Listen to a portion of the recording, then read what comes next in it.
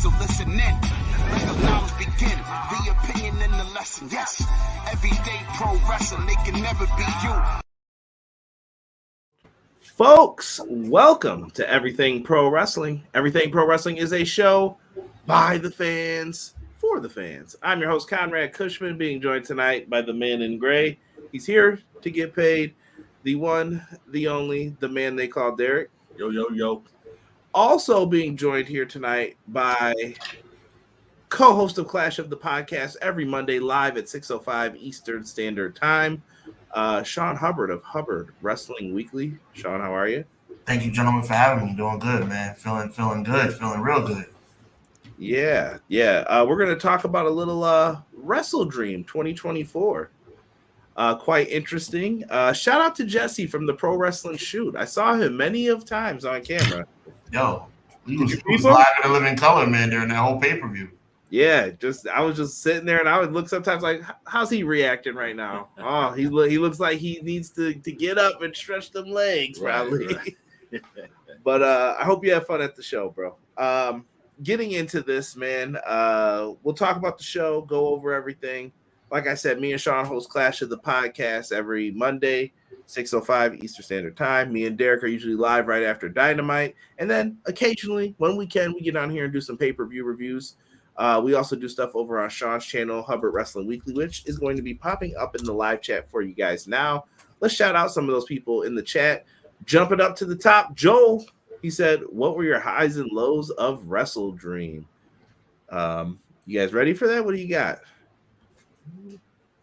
I can go first. My high was definitely the triple threat match. Had a lot of fun with that one.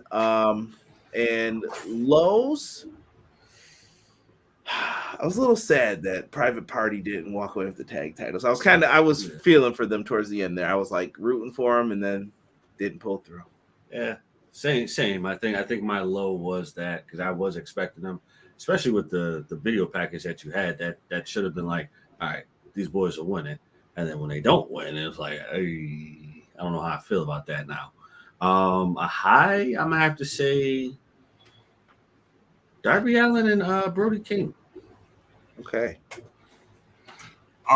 First of all, I don't know what triple threat match you're talking about. I mean, I saw a three-way dance, but I don't know what triple threat you're talking about. Hold on here, good sir. Where's my graphic? I don't believe they called it that. They should, but I don't think they do anymore. All jokes aside, that was a phenomenal matchup. I actually like the fact that I was wrong about that. The winner of the match made a lot of sense considering who was in the match. So shout out to Conrad for that prediction. Low of the night, the fact that I'm not going to see Bryan or Bryan Danielson regularly anymore. But the match itself was phenomenal, and I think the show was really, really strong for those who might have thought that it wouldn't be. Yeah. And listen, I can't be mad at anybody upset with the build to the show because there's a lot of questionable things. I think we can all agree that how come you gave Private Party a shot and you beat them up like 2 weeks before they were getting a shot? Like, that's kind of weird. You did some questionable things, but I'm hoping that they work on those things and try to iron them out. We're going into Full Gear. That's one of their bigger ones, so hopefully they can do that. Rob in the chat says Fire Excalibur. Not a fan. Clown says evening, everyone. What up, Clown? What up, though? Deanna's in the chat. What's good? Yeah. Rob said, you ever see those memes with the really well-drawn horse and the, what is that? The last portion looks like Helen Keller finished it? Yeah. Wow. WCW 2000 is knocking at the door. James from the Pro Wrestler Shoot. James, I really wonder if you've ever watched WCW 2000. Like, I'm really tired of the WCW 2000 comparisons in AEW. Sean, you lived through it. Like, you watched too during that time. Like, James is bugging, right? Like, I feel like there is no way that the train wreck that was WCW 2000 is what we're seeing in AEW right now. It's just not factually correct. Yeah. And I you know what I like to argue with people? I think 2001 was actually turning stuff around a little bit for WCW. All right. Well, we were on the same page until you said that. You thought 2001 was bad? 2001 WCW. I'm saying that I thought they were trying to get stuff back on pace with like they solidified new cruiserweights. I respect what you're saying. I think the ship had sailed at that point. Oh, it was gone already because they decided it. Great deal though, too. You know, I wish if we had that money now, man, all three of us could have ponied up and maybe bought that. Right. I would have bought for 2.5. I would buy WCW. All we needed was a loan. We'd have been good. Yeah. We could have did that. But yeah, nowhere near WCW 2000 bad, James. Sorry. Matt Lopez says, hello, everyone. Good evening. Hope everyone had a good Saturday. Damn, what a great pay-per-view. That ending, man. Hashtag thank you, Bryan. And Leezy for Sheezy. XG Dub in the chat. Yo, what's good? Yo. Delayed Gratz. Can't believe Bryan's full-time career is over. He got that Brock Lesnar schedule now. I'm fine with that, though. Yeah. He earned it. If that's what he wants to do, it's better to have him than not have him, is what I say at this point. The triple threat match was match of the year candidate. I will agree. That was fun. I don't know if it's going to win, but it's going to be definitely on the ballot, I think. A lot of people say I was hoping Private Party would win it. Heartbreaking that Danielson's full-time career is over. A lot of people saying the same thing Sean did, man. Crazy. Entertain 45. Hey, guys, been a while. Fun event tonight. Appreciate you. That sick Bryan jacket they had for the show is on Shop AEW. I bought it. Yeah, did you see that jacket that they had in the building? You know, I usually hear a lot of, they don't have anything at the shows for merch. They have 4 merch stands tonight, and I saw a lot of those sweet Bryan Danielson jackets. It was pretty dope, though, if you're a fan of, like, his color scheme and everything. Right. Telling you. I fell asleep, so how exciting was this pay-per-view for me? Oh, come on now, Deanna. Oh, my goodness. Come on now. Many of today's IWC were barely alive during WCW 2000. Yo, tell them, delayed grads. Facts. Before anyone gets on me for punching down on Helen Keller, all right, Robert. We're going to avoid this stuff. You mean the annual Ospreay Award? Someone come take it from him. You know who's the only person who I would say had better matches on the card than him? Bryan Danielson. That's it. I'm just pointing it out there. Yeah. Be better. Pulling out the pay-per-view notes for this one, guys. We really didn't talk too much about some of the deals and stuff like that. They just announced that they signed a deal with Fox Sports in Mexico. Interesting things to come. It made me wonder, is that why Hologram and Beast Mortos was booked on this? Because this was their first pay-per-view event that they're going to get to watch in Mexico on Fox Sports. Is there anything more than 100%? 110, 120. Yeah, 1 million%. That's exactly why they were on the show. Yes. And nothing wrong with it, too. No, I'm not mad at it. No. We say Googleplex. Right? Let's go through this card and see what we got here. Like I said, the build to this kind of week, I think we don't have to beat this up too much. Yeah. We watched over here on Triller TV. Fun event. Me and E were talking before. I kind of like the scheme with like the mountains and stuff. It's not really wrestling-y, if that makes any sense, but it's a nice aesthetic. Is that, am I weird for feeling like that? No, it's different. Reminds you like Spring Stampede. You see the little wagon and stuff. You're like, oh, okay. I mean, this got nothing to do with wrestling, but you're like, oh, okay, that's fine. I've never been West Coast, so I don't even know if that's what it's like. Sean, you probably have traveled more than us. It's Tacoma. What does that mean? What does that mean? It's a backdrop, bro. It's a backdrop. You know what I'm saying? Like, just like slot machines and stripper poles in Vegas. But that's fun. Like, everybody gets that. When you see mountain, you're like, oh, that's different. That's how I think, at least. Well, I've never been to Tacoma, but I've never heard about Tacoma. And I'm imagining you don't hear much about Tacoma because there's probably not much going on in Tacoma. So perhaps their scenery is their highlight.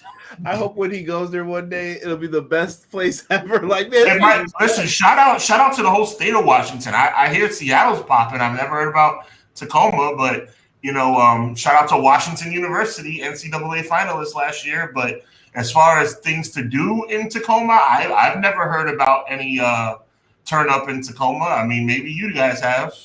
I'm looking it up right now. here. I think the mountains and the waterfalls and the scenery are what they do. I would hope. I do hear a lot of people say like to go hiking there. All right, there you go. Right, exactly. Yeah. Tokyo the Don said, "Why are we talking about WCW 2000?" Hashtag blame James, man. I'm blaming you, James, in the chat. Tony Khan won't be doing it. He's going to the hospital with Bryan. So Tony Khan not on the media scrum. They will sell the heck out of something, won't they? Good Lord. Yeah. T-Ferg, what up, fellas? Didn't watch, but from what I'm hearing, it was a decent show that was way too long. Listen, man, $50, I want my money's worth. What up, Juggernaut? I see you guys in the chat. I don't know how many times I have to say this. You're paying $50. Be thankful that they want to give you something that you feel is worth $50. Like, I don't understand what we're complaining about here, people. Yeah, I listen. Even if you want to turn it off and watch more tomorrow. You shout out to Triller TV. Like, what are you complaining about? I don't get it. I'll take the matches, bro. That's what I say. For $50, load them up. A lot of museums. Derek. There you go, Derek. See, I know Derek's a student of the game. He'll look it up for you. A lot of museums, bro. Y'all don't want to know what I know about Washington. Anyway, that's an off-air. That's for EPW After Dark. AEW WrestleDream 0 Hour. Atlantis Jr. defended the Ring of Honor television title against Brian Cage. We haven't seen Atlantis Jr. too much on TV set for a minute now. Yeah. But Brian Cage ends up getting the win with the drill claw. Quick thoughts on the new Ring of Honor television champion. I think it's a good move for him. He deserves it. He's been in AEW for a long time right now, and I think him getting a title period is good. It's a good idea. I mean, granted, yes, it's not on AEW promotion. We'll see. What I don't know what's the deal with these shows and what they're doing right now. Sean? He's been mid for a long time. I think he's a tremendous athlete. I think he has leaves a lot to be desired as it relates to character development. I mean, I'm glad that he's getting an opportunity. That's what winning a championship is, an opportunity. I hope he doesn't screw it up. Hey. Moving on here, we find out, so this is one of the things that I popped for the hardest on the 0 Hour pre-show. We get the reveal of who's going to be in MXM's corner. They were teasing it, and we find out that it's going to be Rico. You look so good to me. Come on now, classic. I was happy to see Rico, man. I was like, look at Rico, still in shape. That was rough. Former tag team champion with John Cena in OVW, by the way. Just putting it out there. That was not Rico's original character in OVW, but I thought it fit, though. Billy Gunn's on the other side. Rico's over here. Rico was still wearing the old gear. MXM, I thought it worked perfectly. Any thoughts on Rico? You know what? Welcome back, Rico. Welcome back, bro. I'm never against somebody getting an opportunity to put some food on their table. So, congratulations on the gig. That's as far as I'm gonna go. Right. Nice touch with Rico. See, you know where you didn't find that, James? WCW 2000. Stop saying that. They didn't have nice touches. You gotta be careful though. You don't know if he really meant that to be sarcastic or not. Don't know, but you better. Sarcasm doesn't work well on the internet. I've always told people this, so don't do it. Touché. Them sideburns still look good. That glue still works, man. Let's see here. What is this? Whiskey Madness 29 says MXM should have went over. We'll get to that. That's right after this match. The 0 Hour Harley Cameron, Anna Jay. I've noticed improvement in Anna Jay in this match. Yeah, she's getting way better. That Japan excursion did wonders, I think. Yeah. I like it. Anna Jay gets the win with the Gory Bomb. I was happy here. Harley Cameron's been solid. She's actually, I think, been the saving act of her and Saraya. Like, she's kind of been like the comedic relief. Agreed. Sean, any thoughts on either of these two? I like it. I think Anna Jay needs to get back into the swing of things, and I think this is a good start. There are certain people that being on the 0 hour is a sign of good things to come. And then there's also people being on the 0 hour that are a sign that they are starting to diminish. Ergo, the next match we're about to talk about. The tag match? Oh, yeah. I'm not too worried about this, but you have the MXM, what is it? The MXM Collection? Is that their official name? The MXM Collection. Versus the Acclaimed. The former AEW World Tag Team and World Trios Champions, the Acclaimed, yes. Yeah. I think they are in need of a spark, a kickstart, if we may say. But I had fun watching this match, so I thought that they fit together perfectly fine. Acclaim get the win with the mic drop. Fun match. Even got some spots with Billy and Rico in there. Like I said, I thought MXM played their parts perfectly in this. Listen to your verbiage, my brother. What? Derek, back me up on this. Listen to your verbiage, Conrad. They fit well together. I had fun. It was cool. They did a good job. Well, no, we are talking about the Acclaimed, Conrad. We are talking about arguably the most popular tag team in the whole company about 6 months ago. It's a fall off, bro. I'm not saying you're wrong about your assessment of the match. I'm saying what I said in my little tongue-in-cheek comment about Anna Jay coming up and the Acclaim going down. That's what's happening. They need a recharge, and they need it quick. There's a bigger problem at play, I think, with this than it's just the Acclaimed. Okay. The problem comes down to Young Bucks, FTR, and the Acclaimed all need change. But you can't change your top 3 tag teams all at once and say, everybody change right now. Can't do that. Out of all of them, who needs to turn the most? Is it FTR or the Acclaim? I think one of them have to turn. I think it's the Acclaim. I think it's FTR. Well, I thought we agreed that the Acclaim probably had a better chance of turning on each other. Yeah, you have. If you're looking to make someone a singles, it's the Acclaimed. Right, but you're talking about turning the entire Acclaim team heel just as a team? Yeah. Okay. Because then Max's raps will hit a little bit harder. You can kind of get a little more raunchier versus, I got to be cutesy. And then, everybody loves the Acclaim. Right. Like, no, I feel you, bro. He doesn't have to say that every time. Yeah. You got Billy out there. Billy's done a great job with them. Like I said, I don't take this as a super downgrade for them. I think that this show was really built on, let's give another team a chance. Because you can't, because people seemed bored last month with the Bucks, FTR. Like, you can't keep going back to that. You just can't. Like, I know these are the best teams we have, though. It's over, man. Like, people want to see something new. And I think that was evident tonight in the tag title match. More on that in a minute. Does anybody else want to add anything to this? No, we're good. All right. And then they added an 8-man tag. They caught me on this one real good. And this is what I mean. Like, Orange Cassidy was in this match with Kyle O'Reilly and the Outrunners versus the Dark Order and the Premier Athletes.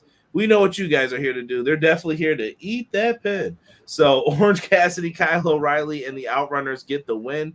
And listen, that's nothing to say something bad about these guys, but at the same token, they're all amazing, though, inside the ring. I think they're great. These are people who I think if you really wanted to feature them and showcase them more, Ring of Honor, perfect home for them to let them show out and do what they're going to do. Give them direction, give them storylines, and you can do something with that. That's just me talking. And the Outrunners are over, bro. They're over. Like, that's a team you have to consider doing something with. Yeah. They are. As easy and corny as it is. Well, I've said it before and I'll say it again. They are nobody in the wrestling industry is better bell to bell than AEW. And this is another example of that in this 8-man tag. And as far as the team you got with the Premier Athletes, I'm very concerned about them as much as I'm concerned about the Acclaim. I mean, I feel like these are guys that are just kind of like sliding. On the other hand, the conglomeration are on fire right now, and I see big things coming for Orange Cassidy. Yeah. Hold on here. I'm going back into the chat real quick.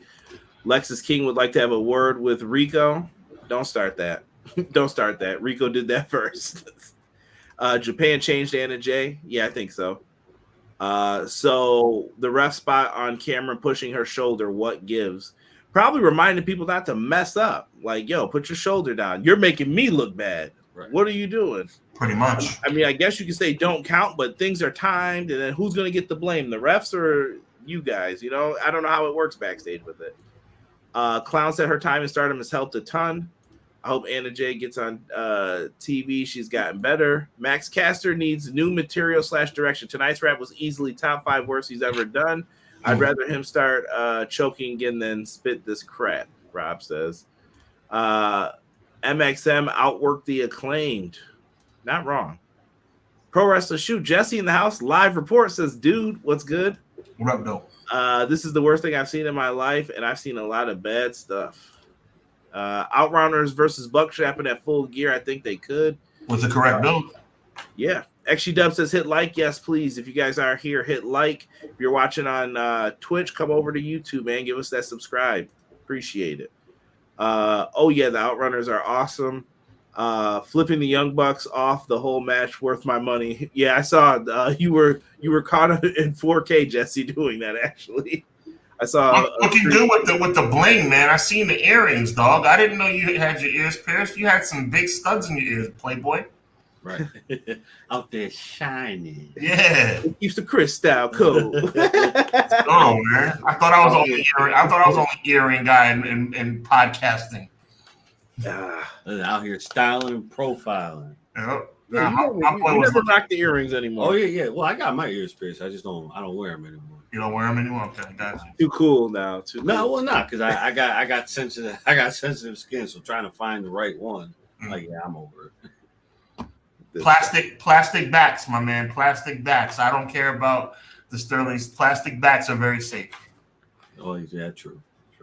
The last good pair of earrings I had were nickel plated, and those were really good. But that was in the high school era, so you know there was the big giant squares. Yeah, the ones that were like that I'm really embarrassed that I wore back in those days. Yeah. Yo, chill. It was a different time. Well, actually, no. These were actually good size. These were good size squares, but like they weren't like the big joints. They were like good size, but I was like, damn. Hold on, we're about to get into the main card, but I want young people to know this when they're like, man, why y'all wearing them big old jeans? Why y'all wearing them big old pants? I fought to wear them big old pants. When I was on the basketball team, they made us wear and he was on my team in 4th grade too, so he remembers we had to wear them John Stockton little shorts, and we were like, yo, who's wearing these, bro? They were like, you guys are, and I'm like, this is not cool. We were like, yo, here's an NBA player today. They don't wear these, bro. They don't wear these. John Stockton even had to wear longer shorts. Like, my man, you got to put on something a little longer than this. Right. We fought for those. We did. We had to raise money for those shorts. Stop clowning. All right. Respect the history. And bring back throwback jerseys. Right. You're not too cool. Shane McMahon could have debuted with MXM. Stop it. Fox Racer 134, welcome. Shaking my head. No Lashley, no Shane. I was waiting for the payoff to an extremely disappointing pay-per-view. Completely dropped the ball on this event. Some of the matches booked tonight belonged on Dark. Woo! Ooh. I think that's harsh. Fox Racer. I don't know, man. Let me see here. Yo, chill.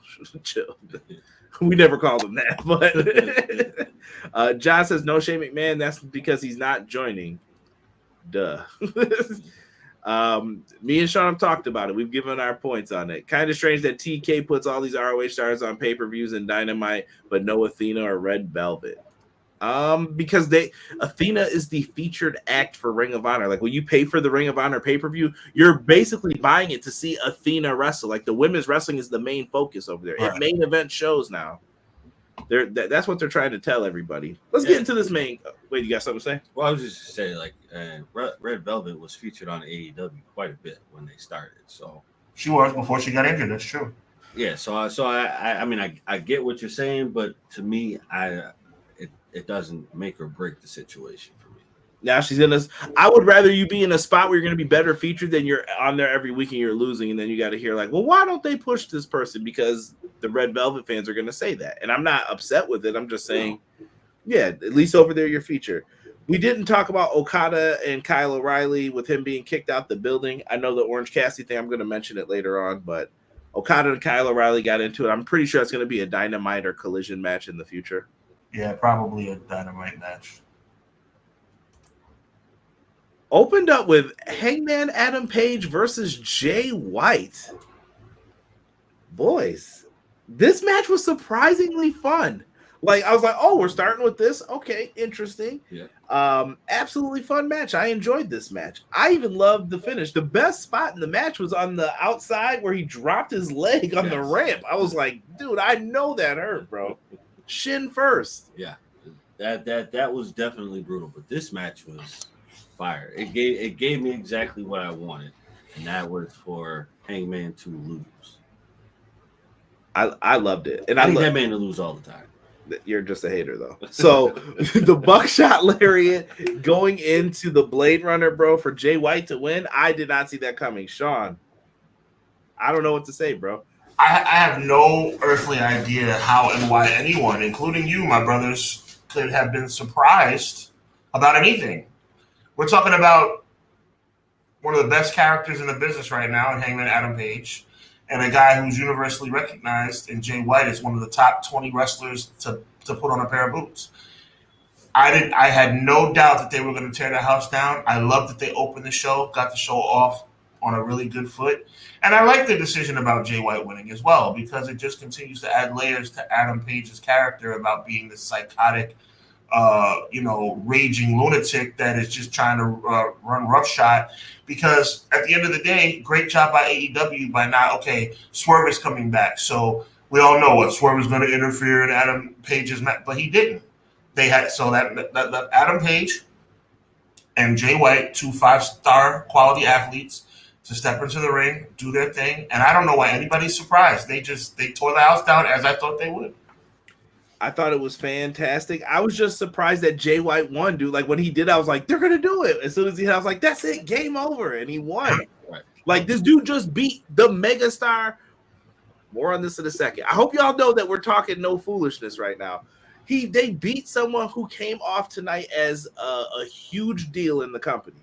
Yeah. More on it in a second. New entrance, and I was just like, this is the co-signed right here. Tony Khan basically went all in and said, nah, Swerve's one of our main event attractions. Remember that. Hangman beat him, and then they were like, Jay White beat him. And I was like, I like it. Yeah. So people have been calling for it for a while, so I don't know. Absolutely great. Did you guys see the aftermatch promo? I think I told you, Derek, right? Who we said he was coming after next, Jay White? Oh, yeah. He went back to his beef, Sean, with Christian. He said, I've got the first person. Don't think I forgot about you and your family. I definitely think that match, that match between Jay White and Christian, that's going to be pure fire right there. Yeah. Arguably the best heel in AEW from an entertainment standpoint. The king.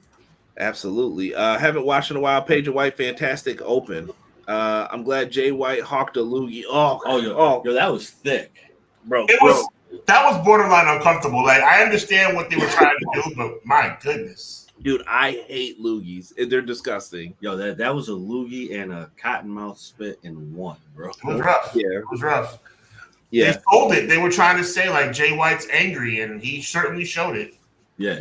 Nothing worse. I always think of Bret Hart and Vince McMahon at Survivor Series every time. After you're wrestling a match for a while, it gets a little frothy, and I'm just like, no, don't say that, Bret. Don't say that. But AEW doesn't tell stories, right? AEW doesn't have any kind of story, telling. So, why are we talking about AEW in such glowing light about having stories and acting and doing everything they're supposed to be doing? Because AEW doesn't do that. AEW is they're just bell to bell. He sound like me now, don't he? I love it.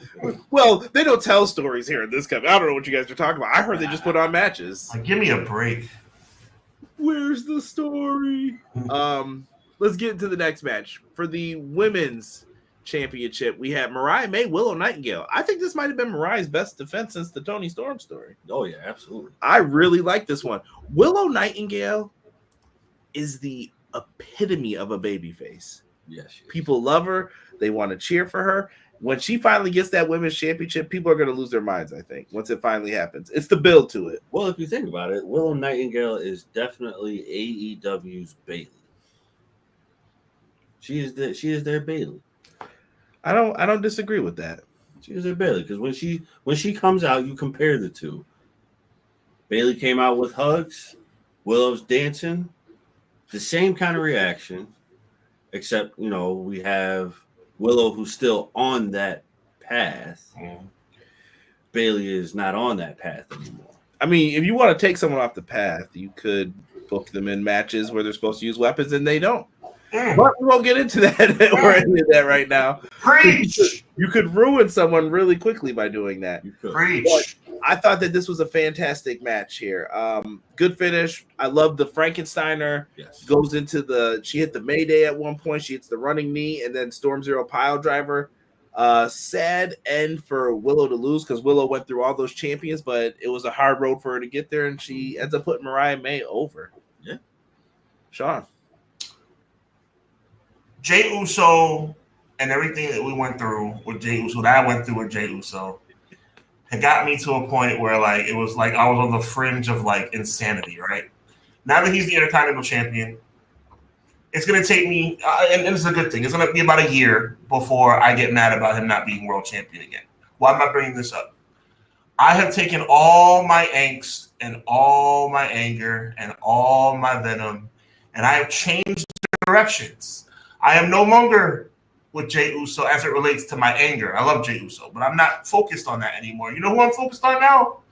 Willow Nightingale.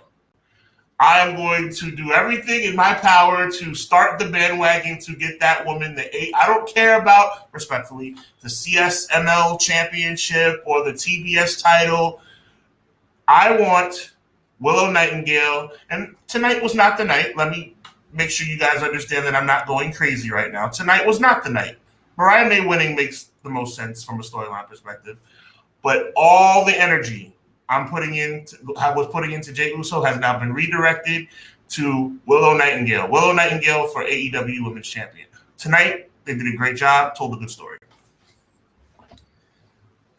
I don't know if I'm saying your name right, but I'm gonna say Whiskey Madness says the CEO needs to take that belt from Mariah, and Willow is no Bailey, but I get where you're coming from. It's the positivity that he's saying that they bring when they came out, because Bailey was over, depending on when people were watching wrestling. Bailey was over as a face in the beginning, and she was someone who I said never turn her heel because it's gonna work. CEO might be the person that I think Willow will end up having to take it from, because there's a story there. Just a potential one for her. Willow's got some time though, Sean. So I put my hand up give it time now. This is gonna be a long journey before we get to it. It ain't gonna be tomorrow, but most people don't like the long stories. They take too long and forget that it is a story. Where's the story, bro? What are you talking about? I love it. Matt says he's calling it next year. Willow's gonna be AEW Women's Champion. Could be. I hope you were right. That woman deserves it, man. She's over like Rover. She is. When we talk about over like Rover, we're in match 7 of all these matches that we're talking about. Jack Perry, Katsuyori, Shibata. I actually had more fun with this than I thought. This exceeded my expectations. I thought they were going to have Jack Perry do a little bit more here, but they had Shibata just take him to school, bro. I don't care for Jack Perry, bro. I don't. I don't think his character fits the group that he's in. He's rich, but then he's like, oh no, I drive this raggedy bus. Why? Why would you have money? You know who he is, right? Raven. 100%, brother. I guess the difference between y'all and me is that I like it. I think he'd be better by himself in a group than know what I mean? A group of misfits versus why are you hanging out with the rich dudes then? Well, Raven was rich. Raven was a storyline, right, guys? Raven was a country club kid. Yeah, he just didn't. I don't know, bro. I don't buy the tough guy act. Okay. Walk smooth, right? You gotta admit that he's manipulated this situation with CM Punk into pretty good character. Yeah, perfectly. Yeah, perfectly. He got that down to a T. Yeah. Just watching him come out and just play the bad guy role, I don't see it in you, bro. I'm sorry. Not believable for you, huh? Not at all. Gotcha. Matt is funny. Matt said Raven had better shoes than Perry. Yes, I will say that. I will agree with that. Deanna said, well, that was the shortest media scrum they've ever done. Works for me. Hey, works for me. Shibata goes to put it on a sleeper hold, and he leans too far back into it, and Jack Perry gets the pin. I get why they did it. It protects Shibata and his role on this show is to be a tough guy. Yeah. So it protects him, keeps the title on Perry, and it played right into it. Shout out to Ray Thompson. He actually gave us props already. He was like, Conrad, you called this. He leaned back, and I said, oh, yeah. Then afterwards, I could see Garcia coming out. Garcia comes out. Sean, what do you think is next up here for Daniel Garcia after seeing him come out? Well, what do I think is next for? Well, I think it's fairly obvious what's next for, unless I'm missing something. I mean, MJF, is pretty much what's on his radar at this point. But then again, I got to take that back because the person that came out after MJF, they're probably on a collision course. So I would probably say for Daniel Garcia, he's obviously a babyface. I mean, I can't put my finger on who is next. Maybe he finishes up with MJF and it leads into Adam Cole because Garcia and MJF do have unfinished business, even though the natural story is Adam Cole being back. But I honestly, I don't know. But I like the direction of his character. I think this is a very, from a business standpoint, a real life standpoint, I think this is a very important time for Daniel Garcia. The next move he makes is going to be very, very influential on how his career is going to go moving forward.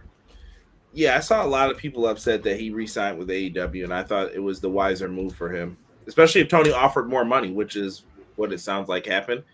And of course, he would have been in NXT, which I've always said is a demotion. I don't care if it's WWE or not.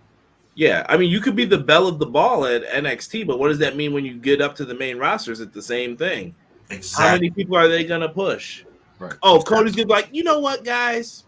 Take my spot. He's not an EVP anymore. He doesn't have to do anything for you. This is about me. Right. I don't care about what you want to do. So yeah, definitely good stuff here. Shout out to E. Thank you for promoting the Discord. If anybody wants to check out our Discord, please feel free to jump in. We're always looking for people who want to post up and do stuff. Cray also joined us. What up, Cray? Cray, what up, though? DJ B, Tazzy in the house party. What's going on? Conrad, Derek, Sean. Man, I'm looking forward to being in the crowd for the aftermath in the show in San Jose. Enjoy it, man. That's awesome. Make sure you guys check out Tazzy. He does a lot of live streams. Raw, SmackDown, NXT, sometimes AEW. You find Sean everywhere, or not Sean. It's the back of my hand. No. I just said someone's shoot name. Tazzy. You go check Tazzy out and make sure you show him some love, man. Are you saying people's government when they don't walk? Come on, man. You can't do that. I didn't say his whole government. Okay, that's what's up. I didn't spell it. They don't know how it's spelled. Ha! I assume Garcia versus Jack Perry at Full Gear and Cole and MJ. Maybe I can see a tag match happening on TV too. I don't know. I like where, you know what? Actually, I'm almost embarrassed because of M. Leezy. That was very smart on M. Leezy's part, very silly on mine. That's obviously where it's going to go. I was drawing a blank. Yes, it's going to be Garcia versus Perry for the TNT title. I don't know why that just went over my head. Thank you, M. Leezy. That's exactly what's going to happen next. I said my bad, Tazzy. I said my bad. That's right. Call him out on it, Tazzy. He said, hey, that's my real name. I didn't say the whole name, though. I didn't say where you work. Shoot. Take it easy. Lord have mercy. No, he's got a really sweet job, actually, on the real. Saying, If you go to his streams, he'll tell you, but he's got Social Security number, anyone? Well, you know what I do. I'll tell you all Oh, that. God. Never mind. Oh, I was just kidding, people. Going back into it, though, Adam Cole is back. Baby. I was worried when he started running a little bit, but, hey, he looks like he's back. I don't know. He looked like he was about to take a spill on the way down, bro. He did. I'm still not like it was. He looked like he. I mean, it was a tinge, but it's like he moved slightly gingerly. I was like, ooh. I was like, are you sure you're 100%? Yeah, no. The way he once he got off the ramp, he got that little wide leg kind of run to it. I'm like, Yeah, and you know what? Also, I noticed when he was done handling his business in the ring, the way he got out of the ring, like he didn't usually through the ropes, one hand down, flop to the floor. He went one hand down, both feet on the apron, slide down on your bottom, feet gingerly touching the floor. I was like, yeah, he's definitely making sure he doesn't hurt himself again. Well, in that case, if you want to protect yourself, you better have them ankle braces on when it's time. Because one more big injury, I don't think his career, as much as we all love Adam Cole, it's almost like out of sight, out of mind. Like he's been gone for a long time. Yeah. Right now is catch up time right now. Yeah, for real. You have to catch up right now. Well, look, welcome back. Nobody's happy to see Adam Cole than me, but it's like if he goes down again in 2 weeks, it's like, bruh. All right. Here go E. He's been out 9 years. Brett wasn't out that long after Goldberg. Come on now. Wow. Y'all being harsh. Wow. You know what? You know why I say this? I've met Adam Cole before, and I said something to Adam Cole that was probably. I've heard stories that it was true.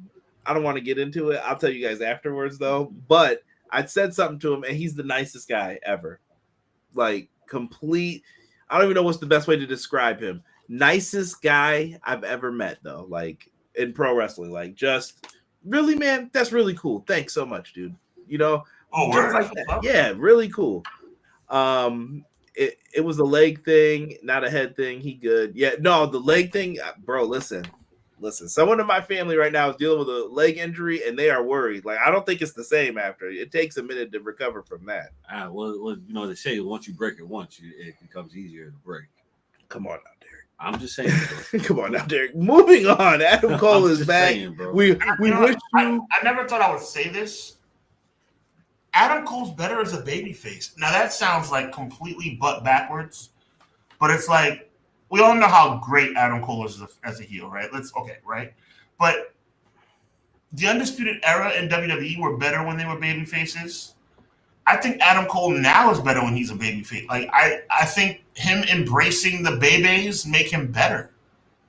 You know what? I don't think I could disagree with that at all, because if you look back to when he was with MJF and then he turned or whatever, it still wasn't a believable turn. Right, Derek, exactly. Still wasn't believable. Like, I needed him to be believable as a heel, and it did not feel like that to me. No. It was like in between. No, I'm going with Sean. Sean was always right about the whole devil mask thing. He said it from the beginning. If it wasn't going to be someone like CM Punk, don't do that. Don't do it. And now we're back to revisiting the devil storyline, right? And I can't wait. Here comes the tune change from fans. Now they've switched the roles, and MJF's still the jerk, which he always was. Right. He always was one of the jerks in it, and now Cole's the babyface. But what happened to Undisputed Kingdom? Where's Wardlow? What happened to all of this? There's a lot of questions, and how do you fix it? And I feel like, remember what we were talking about? I think it was me and Sean and you. Like, they're moving pieces around, and I think they're trying to get stuff back in place. Like, we're doing this, we're going here, you're going in that spot, you're going in this spot, you're going over here. There was a creative shakeup. Credit too, because you guys said it on one of your shows. I'm not going to take any credit for something I wasn't a part of. It was on an EPW show on a Wednesday night. You guys said you touched the base about them putting pieces back into the puzzle and literally recovering from about a 2-year spurt, guys. You got this should sound familiar to you guys because you guys were the ones who said it. They're recovering from like a 2-year spurt of a rash of injuries. Yeah, because they did have a long stretch where everybody was getting it was bad. Daniel Bryan, Adam Cole, everybody. Who else was Max Caster too? Punk. Yep. Bowens was the one with the knee. Yeah, Bowen's knee. Yeah, there was just their roster so deep though that you don't notice, but then they're gone, and now people ascend. Look at Keith Lee. Keith Lee like basically lost his spot. The Acclaim took his scissor me. Like that was one. I was like, yo, they kind of swagger jack Keith Lee's stuff. Like they did. Got to be careful with that. Deanna said, great baby face as long as the heels are strong. Yeah, and I think that's what I wanted to say before. Sean had mentioned the whole like he's better as a face because that's the real him. Right. Yeah. That's what we just said. Like that's really him. He's really a nice guy. Right. I don't know MJF, but he always plays up his role as a heel, so that makes him a good heel. Facts. It works. Where's that Lee guy? I'll manage him. Chill. I'm glad he's not doing that. Wardlow's in the parking lot with Nana. I'm not even saying that. Wardlow is injured. I know he's injured, but he's going to have to come back, and you have to explain this stuff. Yes. And Undisputed Kingdom as baby faces, they've been teasing that. Mm-hmm. Speaking of health issues, any updates on Luchasaurus? I heard that he is slowly recovering right now. So, right. At least months away, though. Yeah, so we're going to probably see them take their time with him. Deanna said Keith Lee is pretty much done. I don't know, man. I hope he's – I like Keith Lee a lot. I hope he comes back. At one point, I thought he was the next big thing in WWE when they were using him. Should have been. Could have been. Yeah. I was about to start singing the R&B song. But I'm for that right now. Indubitably. Change your pool. Going back to this show, man. So we had all those returns happen, and then they were like, let's put on match of the year contender. Let's put on a triple threat, three-way dance, if that's what Sean wants to call it. Hey, I'm just trying to keep people from getting sued, baby. No, listen. I would prefer if they actually did that, though. Okay. Like, if they went ECW rules, like, yo, our 3-ways are elimination. Our 4-ways are elimination every time. Or at least when it's championships on the line, they're elimination. Okay. Non-championships, maybe it's the other way. But you could do something with that. Will Ospreay, Ricochet, and Konosuke Takeshita, they tore it up. Pure chaos, phenomenal wrestling. I'm not even giving you the stuff. Kyle Fletcher comes out, screwdriver in hand, attacks his friend Will Ospreay. I was hurt that they did this. I was kind of hoping they reunited United Empire, but they didn't go that route. They decided, take him out. And this allows for the big knee strike. And Konosuke Takeshita, they're not going to pin Ospreay. This is to protect him. Womp womp to anyone who said that. Knee strike. I said that, and I don't appreciate you making fun of me on your show. No, but I saw people saying that. You don't have – someone's got to get pinned in this. This made it more heart-wrenching. No, but see, Derek, you see what he does? I said that. I said there's no way Ospreay's getting pinned because they're going to protect them, and you are just going to make fun of me on a Sunday morning. That is so messed up. Listen. There were people saying that it wasn't going to – they were willing to bet it wasn't going to happen. And I was like, so you think they're going to pin Ricochet then? You don't have to. Like I said, it doesn't matter who gets pinned. That was my whole point to this. Someone's got to lose. This is pro wrestling. Ospreay loses. He's got a storyline here. I'm more surprised that they went with Kyle Fletcher. That I was totally wrong about. I think you might have said that, Sean. Right. I didn't believe that was what was going to happen. I thought the heel turn was kind of like writing on the wall. It did. I thought it was too obvious, though. When you're laying it on too thick, I'm like, nah. Yeah. Don't do it. But fantastic match. Match of the year candidate, in my opinion. I mean, no. There's really not much to say. Like, they did a fantastic job. All three guys represented. I thought the story they told with Ospreay and Ricochet doing their kind of like what we've seen 1,000,001 times, even though it's awesome. Like the whole like double flip. One knee in the middle of the ring, and then here comes the opponent double drop kick to say, you know what, this is not about just you two. I'm in this match too. I love that. Thought that was awesome. Yeah, I love that. Well, you know, like my thing with this kind of match, because you'll hear people say, all right, I'm tired of the flippity stuff. And I'm like, okay, I get what you're saying. You like the old school, you know, wrap them up and all that kind of stuff. Cool. But then I don't want to see you clapping or cheering for the same thing elsewhere. There you go. Delay Grad said that this match cannot be described with words. It had to be watched. Facts. It did. Facts. You had to have watched this whole match to understand why the three of us and a lot more people love this style of wrestling. Not to say that we don't love all the styles, but you can't deny what is happening in this match. Best bell-to-bell product in the industry. Come on. Facts. Clown said that he was partaking in some fun times, and he thought that Ricochet was going to turn and join Don. I'm glad they didn't do that. Bro, let me tell you something. I love Ricochet from an athletic standpoint. Fantastic athlete. Move set is undeniable. That brother needs some help when it comes to his promotional tactics. He can't speak for nothing. Who? Ricochet. Ricochet's promos are mid, and that might be giving him too much credit. If he had joined Callis, I think that probably would have been better for his career. That brother needs some promo help, and he needs it in a hurry. I'm telling you, he's going to keep messing around. Listen, there's a reason why. Let me tell you something, guys, and I'm going to be real brief on a Sunday morning.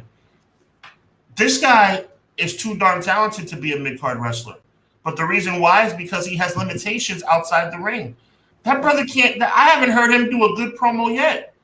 It's really mid. It's like that brother needs to go to promo school. But he did. But he did. Well, it didn't work. The problem is he's so much better in ring than the rest of you, though. He's like, okay. He's top five. He's top 5 in the world, bell to bell. But we all know it doesn't take just bell to bell to be a star in this business. Yeah. I think it's just you can find a weak part in anyone's game if you look hard enough and long enough. But gentlemen, if you can't do promos and you are heck bent on making someone a star who can't do a promo, what do? You put him with somebody who can do a promo. Right. Give him a manager. I thought the biggest mistake he made in WWE was when he didn't join the Hurt Business. Yeah, they could have definitely had him do that. Did he ever get to play heel? I don't think so, right? When was he a heel? Never. Absolutely not. Well, not in WWE. I think in other places I've seen him be a heel. But I think that'd be an interesting fit for him. Gotcha. Delayed Grant said Ricochet was basically dormant for 6 years with brief flashes. He's cooking now. I agree. I think that's why he did come here, was to get the reps. I don't know if he came here to be the world champ, but he's definitely going to get opportunity now. Right. Gotcha. Let me see here. People are talking about Samantha Irvin. We got hashtag back, Sean. My thoughts exactly, Sean. I think Ricochet should join MVP. Could be. I'm telling you, man, that brother needs some help. It's a shame, guys. It's a shame for somebody that talented to have this glass ceiling because he can't cut a promo. It's just not working for him. The brother is talented. I want to see him succeed. But you know what? He needs either help on promos or he needs to be with somebody else where he doesn't have to say a word. Brock Lesnar cannot do a promo. But you know what? When you put him with Paul Heyman, everything's all right. Everything is definitely solid when you have people like that who can't give a promo and you stick them with someone who could talk for them. Yeah. Let me throw something at you guys is going to make you laugh, Derek. Check this out. You ready, Conrad, Derek? Andre the freaking Giant. I know it sounds crazy, right? But Andre the Giant was a world-renowned name because he was 7'4", 500 pounds. Right. Put him with Bobby Heenan, he's the biggest thing on the planet. Yeah. It helps. Like I said, Stokely and MVP are looking for people. I'm just saying, if they ever wanted to, there are managers in AEW, and I like that they utilize them for that. And I saw someone put just for that promotion the speed title. Chill. T. Ferg agrees with Derek about the flippy style, and WWE has actual gymnasts and cheerleaders on their roster, and there's nothing wrong with that, in my opinion. That's fine. Ricochet can join the Hurt Syndicate. Yeah, Ricochet and Velveteen Dream did have some good promos when they were both in NXT. Did they? Did they have good promos, or did Velveteen Dream have a good promo, and then Ricochet did the front flip out the ring and said, "I'll do what I did"? Well, that's what I'm saying. But let me say this though. Once again, who else can do that? When I first saw that, I was like, "Oh, Conrad, who are you talking to, my bro? You know I'm a fan of Ricochet." But what I'm saying is, to that point that the gentleman just made, I love what he's saying. I remember that promo like the back of my hand. Velveteen Dream did most of the talking. Ricochet, what he did in response by doing the front somersault from in the ring to outside the ring was amazing. But what did he say? He didn't say nothing. facts. He didn't say a word. He can sell water to a well. That's what I'm saying. They let his actions do the talking for him, though. Like, yeah, this is. But is that enough to be a world champion?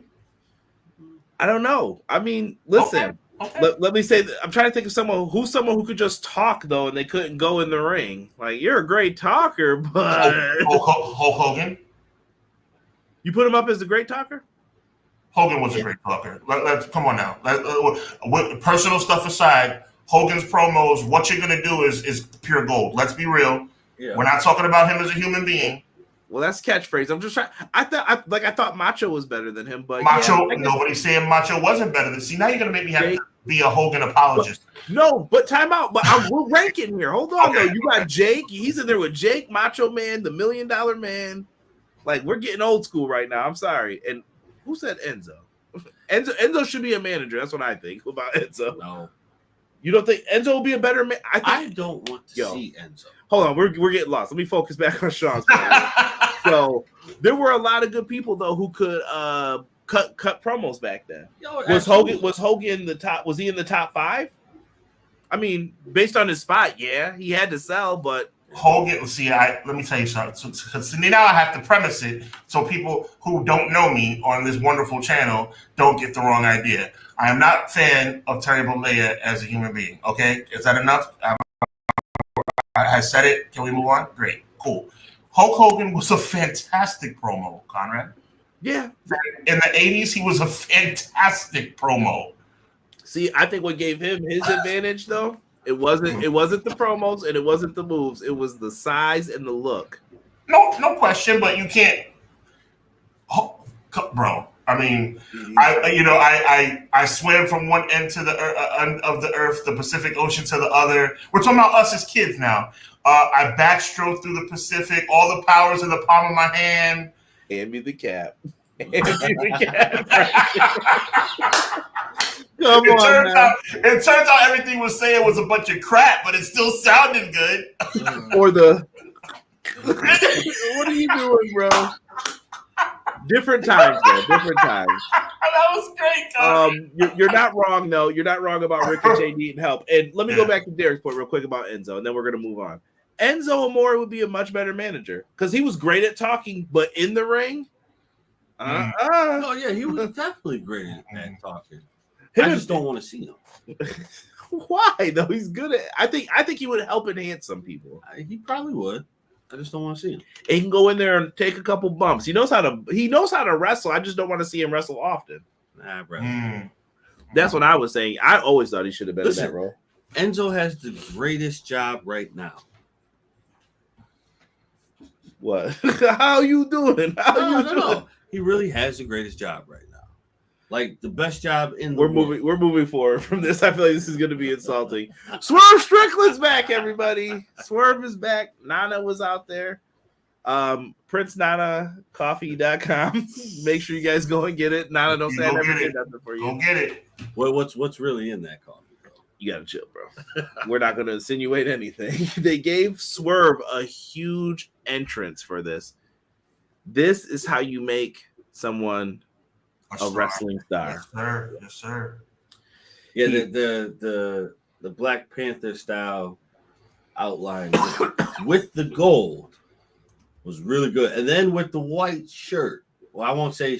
I guess I'll say shirt. I think I saw Jesse in the crowd too. I think I saw when he was getting in there. I saw Jesse. I saw you, bro. No, yeah. I can't wait till he goes back to listen to it. Look at Tazzy. Whose house? Swerve's house.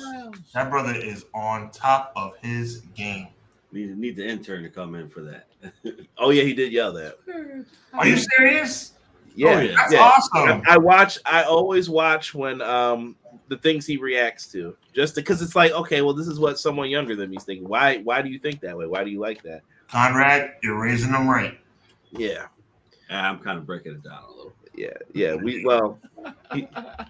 You know how it goes. Yo, I can't even read these comments. Going back about our promo stuff. I'm choking. Hold on. All right, so MVP and Shelton come out, and Swerve's going back and forth between them. Makes some astute points about Nana, but he's like, "Your family." And they said, "Oh, you thought you had a choice." So this was the. I feel like I was watching an episode of what was the show with Rock? Rocky. They were like, "Oh, you thought you had a choice to join the gang?" Like, what is this? Oh my god, what was it called? The show was called Rock. It was just Rock, right? Right. That was the name of the show. See, Derek up here trying to add stuff to it. Rocco's Modern Life and all that. Come on now. So they go into this and they start pushing and shoving here. And I think it was a solid show for back in the day for like teaching lessons and stuff. The after school special, as I like to call it. More on that on Clash of the Podcast live this Monday at 6:05. Me and Sean will be getting into what I thought was an after school special this week on SmackDown. Yeah, it was kind of corny. Okay, so Darby! People were mad. We didn't get any everyone thought Lashley was coming out here. Big Bob. Make him wait. Make a wait. Come here, Bob. I don't know. What did you guys think? Oh, giant milk dud. I think that this show as a whole, as much of a, I'm not going to tell you my grade yet, as much of a favorable grade as I give it, I think this show was lacking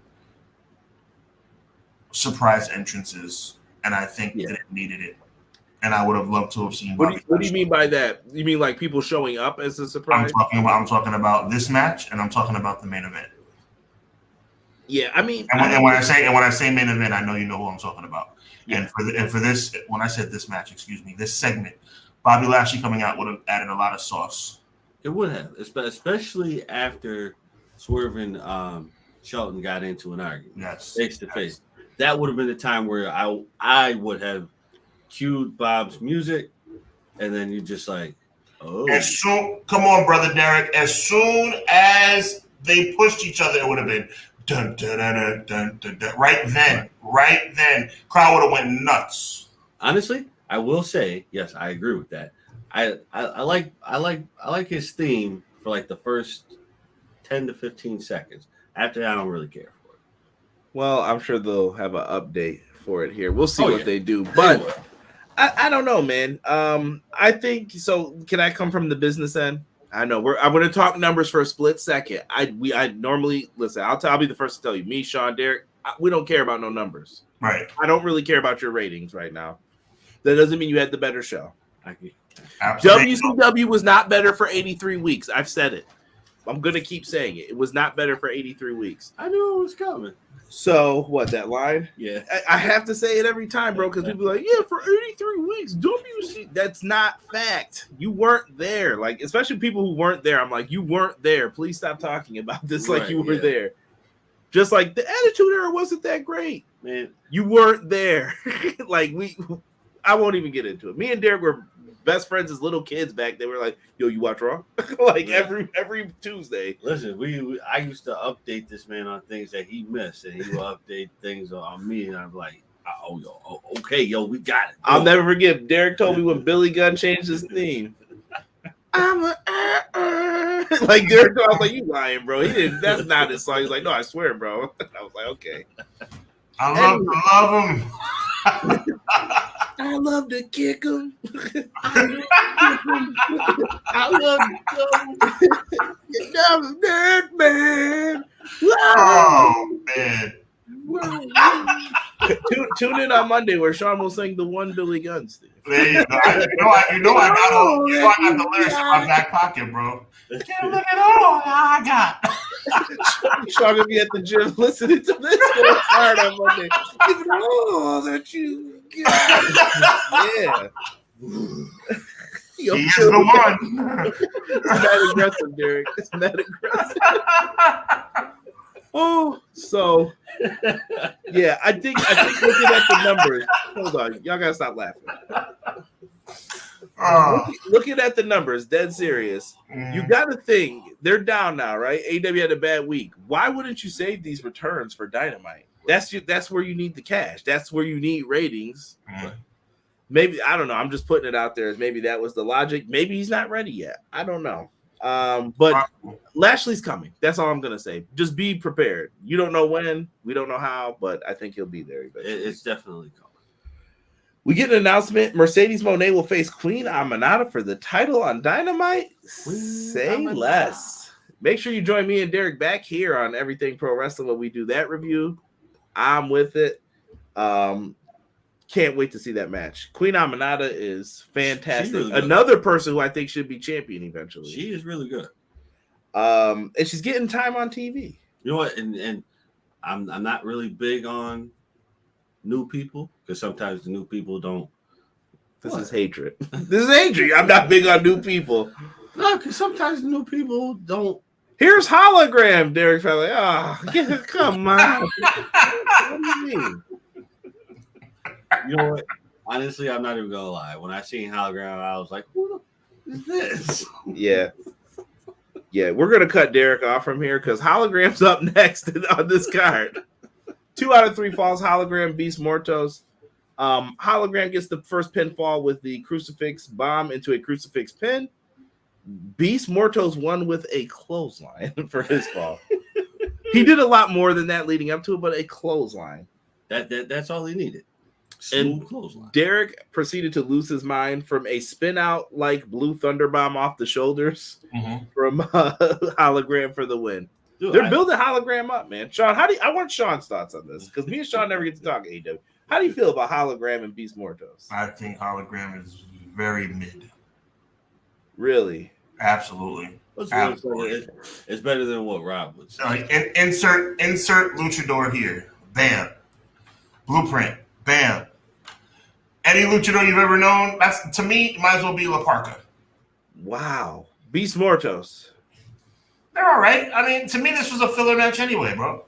Are you asking me, are they talented? Yes, they're talented. Juventud Guerrero was talented. La Parka was talented. All those guys are talented. They're very good athletes. Are they good characters? No. So you're saying they're not good for American television wrestling? I'm saying this is not WCW in 1995. I like Liz Mark Jr. I don't know, man. You guys are bugging out right now. Well, to clarify. Let me ask you a question. Sean definitely agreed that. Yeah, I do. Let me ask you a question. Sean definitely agrees with Hologram. I'm gonna give you one guess on when I took a bathroom break during this pay-per-view. See? Super kick party. No, I was watching when that happened. Yeah. Okay. No, listen, I love the luchadors, man. I just think that the luchadors are not really like household names. You know what I'm saying? Like, this is a particular guy. Like, that match was a filler. Like, are you telling me you don't think that match was a filler?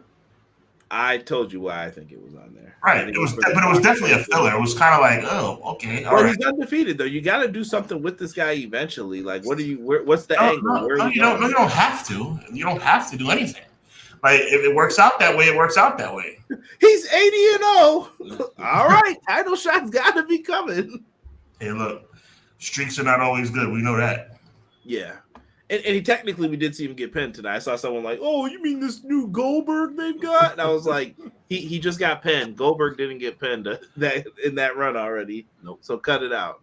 It's like a 75-match pay-per-view, but I promise you, the one that everybody went to go get a sandwich on.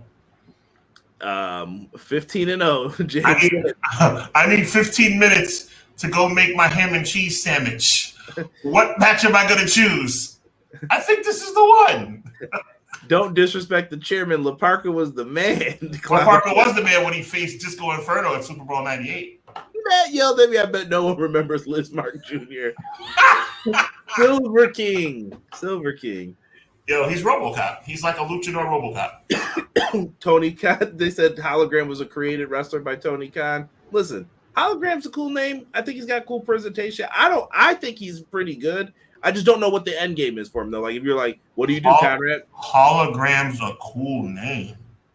Like it's a cool name for a wrestler. Like when I think people will stop and be like, hologram, what are you talking about? They'll be like, what is this? And I promise you, people are thoroughly confused by that stupid name.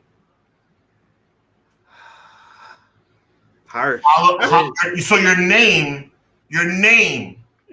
is Hologram. Wait, but damn it, I tried. What? I was trying to defend it, but no. I just want to. Okay, so who's this wrestler? Hologram. You're telling me what you're telling me is your name. That's what I should call you. Your name is Hologram. All right. Well, you know what? Now I know what match I'm going to take a break on every pay-per-view. I mean, your name is La Parka. I mean, come on. La Parka makes sense. La Parka, it's the whatever Parka means. Hold on. Yeah, pull it up because now I'm about to get a W with this. Whatever Parka means. He said he's toyetic. There we go. Like I said, he makes for action figures a cool entrance. You can give him all that stuff and it's fine. A raincoat, a hoodie, hologram equals Max Moon. Cray said. Not a bad. I saw someone mention Max Moon before in here, but at least his name was Max Moon. At least that's a name. At least his first name was Max. Pew pew pew pew pew pew. Yeah, robot man. He faced Shawn Michaels for the Intercontinental Championship. Yeah, and it wasn't Conan. Just wanted to point that out. La Parka means the Reaper. There you go. And you know what? And that even makes more sense because of his costume. So it makes all the sense in the world. Does hologram look like a hologram? All right, now I want someone to tell me one person that La Parka would deserve to be called the Reaper for a while in WCW. I'm just saying. The only Reaper was coming. The only person he got it was Disco Inferno. Listen to me. Derek was just gracious enough, God bless him, to look up what Parka means. And it means Reaper. Was he not dressed like a character who was a Reaper? Right. And I said, who did he ever put down though? Like, he's the Reaper's here. Yo, hold on, bro. Well, let me ask you a question. Does hologram look like a 3-dimensional image?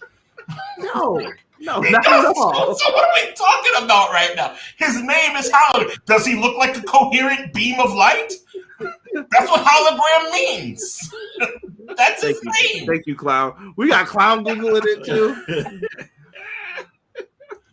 Does he produce an interferent pattern? Is that what he is? He said he's got holographic colors on the gear. Oh, please. He put down Damien 666. I remember him too. Don't fear the Reaper. Hologram, the holiest one of them all. Give me Max Moon over hologram any day of the week. Shout out to Super. Yes, easy. I say shout out to Super Kahlo as well.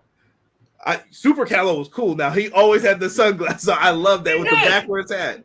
Now Max, you ain't getting me though. Pew pew pew pew pew. Hey, he goes down in the annals of time as an intercontinental contender.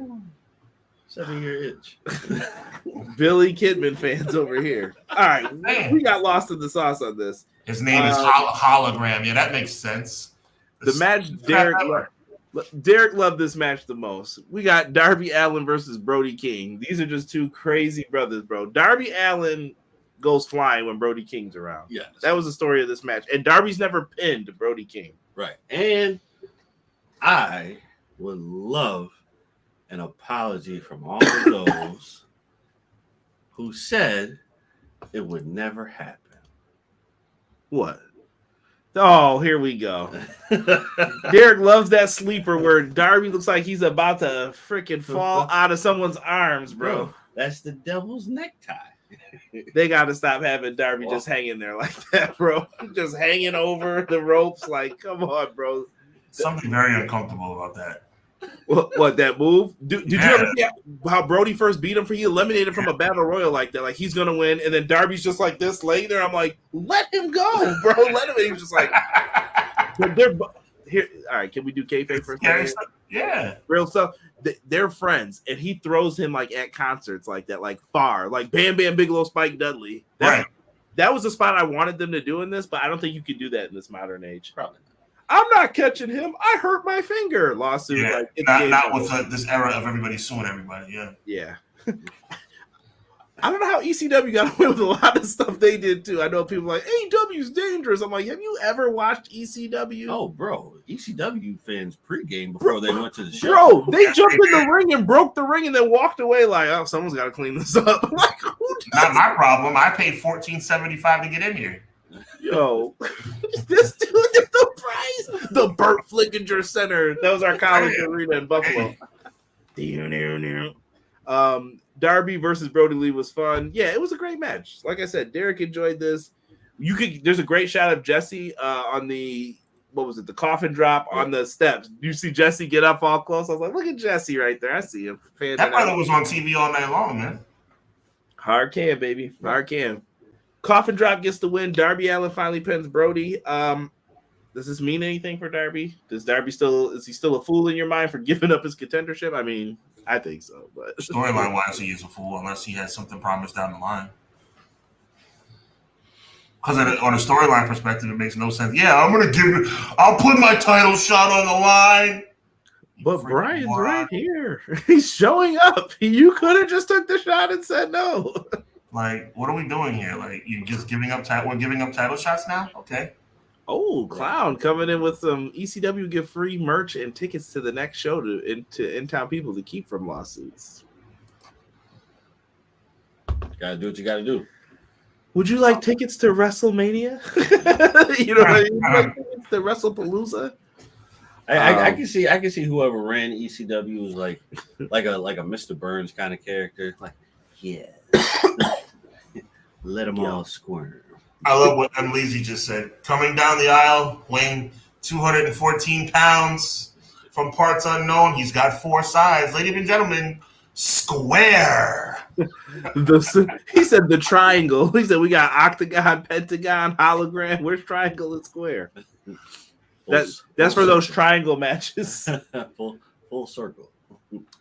Shockmaster had the Stormtrooper helmet. Y'all gotta chill, man. Leave Uncle Fred alone. Uncle Fred follows me on Twitter, man. You can see him. You can see him, but he has no face. Ladies and gentlemen, the Shadow. Oh. Man, we used to watch this, bro. Moving on. Deanna, listen, here we go. Deanna, there's no beginning and there's no end. He's the circle. He hit him with the radius. The radius. See, y'all are feeling me. See? How stupid that hectagon name is? He hit him with 3.14. He hit him with pi. He hit him with the square root. All right, we're up here making math jokes. Wait for what to what Sean said. Side note, actually, the 1994 Shadow movie, that was actually pretty good. If you haven't seen it, Shadow was referring to something that Ole Anderson did in WCW. I know, but when he said Shadow, like it, he was like the Shadow. I'm like, you know what? There was an old school movie with Alec Baldwin called The Shadow, 1994. Good movie. Bugging. Tag title match. This one I saw. This is where I started seeing feelings get put into the show. Where some people where I was like, okay, y'all. We got Stokely out there. Top Flight was watching as well. So is Stokely with Top Flight? Was that the indication I was supposed to get? That's what I was thinking. We saw more bang for your buck. EVB trigger on Isaiah. Isaiah kicked out. So close, but Isaiah gets caught with the TK driver. Bucks win. This is the best the Bucks have looked, I think, in a while. Oh yeah, absolutely. They definitely look sharp in this match. Although I will say, the video package that you had for Private Party kind of disappointed me because I'm like, all right, that was a good promo. That was a really good promo for them because they haven't had one in like God knows when. That meant something. This meant something. And then the fact that you don't give them what I expect you to give them kind of hurts. Derek, don't get me started on video packages that say that somebody should be the next world heavyweight champion. And don't get me started on that. Well, I've seen that a million times, brother. I've learned from experience that don't mean a daggone thing. Oh, he's never been champion in his 78-year career. This might be his final chance. He's won his 14th Royal Rumble in a row. 1, 2, 3, loses again. It don't matter, bro. Listen, and Derek's not wrong either. Like, he's not wrong at all. He's not wrong at all. But can I say this though? This is gonna be my argument for the where's the story people. What if this is part of the story? If they win in December or November, sure. Yeah, it doesn't even have to be then though. It could be 6 months from now, 3 months from now. We don't know when they're gonna get a title shot, but here's your second chance. Do what's right now. You could. So I don't know. I just think people are jumping the gun like, man, Private Party should have won this right away. And I'm like, well, let me see what they do first. They've kept them in spots. They showed up in the main event. We'll talk about that in a minute. But I'm holding my thoughts back before I say like they screwed this up already. I don't know, bro. I don't know if I can because you know me, bro. I'm very promo heavy on how things work. You sell me on a promo, I know I shouldn't believe it all the time, but when you sell me on a promo like that, I need you to come through with that. That needs to happen. Like for even on defending Sean here with Jay Uso, like, all right, the man got some valid points here. He got valid points. I can see why he should have a title. Getting a little ridiculous here. Can we flip it the other way though? Yeah. Private Party got beat up 2 weeks ago by this John Moxley crew. Why did you have them get beat up? You could have put another team there. You could have been like Grizzly Young Veterans, go out there. You got to take this beating. Yeah. And to your defense, yes, you took that beating. Why do you think you should be? If you couldn't defend against them, what makes you think you should be able to defend yourself against the Bucks? Yeah, you had that one shot where you came in, you beat them. Cool. Luck of the draw there. 5 years ago. 5 years ago. Right.